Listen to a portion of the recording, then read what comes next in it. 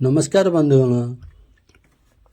वास्तुशास्त्र आम घर परिवार एवं वातावरण को सकारात्मक रखा काम करिथाए, जहाद्वारा व्यक्तिर जीवन शांतिपूर्ण होता है। शुभफल पाइबा निमंते घरे रखा जाउथिबा प्रत्येक जिनिस को सठिक स्थान रे रखा जिबा उचित। जीवन रे घटुथिबा कौनसी सकारात्मक एवं नकारात्मक परिस्थिति घर शौचालय एवं बाथरूम द्वारा प्रभावित होता है।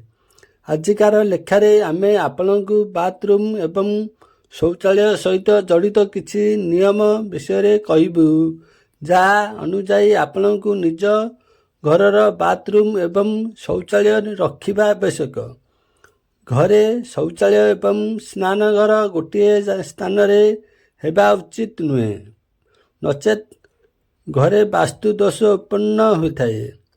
यह द्वारा घरर सदस्य को शारीरिक एवं मानसिक समस्या भोगवाक पड़ता है। घरर कौनसी टैप्रु बिना व्यवहार जल झरुथिले घरे वास्तु दोष उत्पन्न होता है।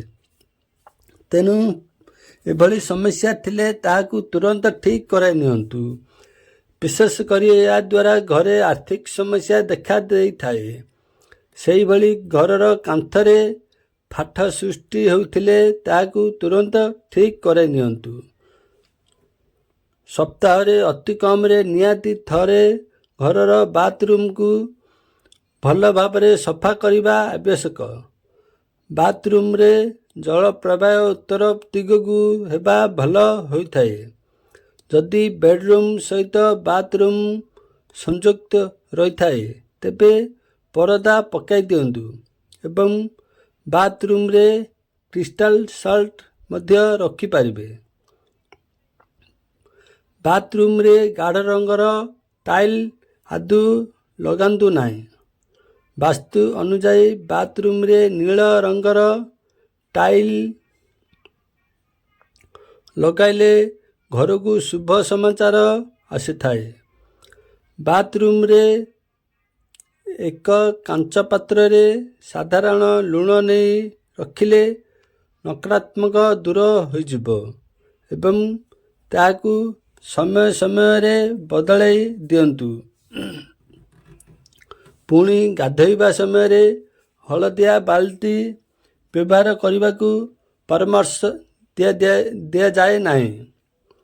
बाल्टी खाली रखिले घरे वास्तु दोष उत्पन्न होता है। करज जनित समस्या थिले नील बाल्टी रे पानी भरी गोटे दिन रखिबा परे सकाळू ताहाकू फिंगी दियंतु।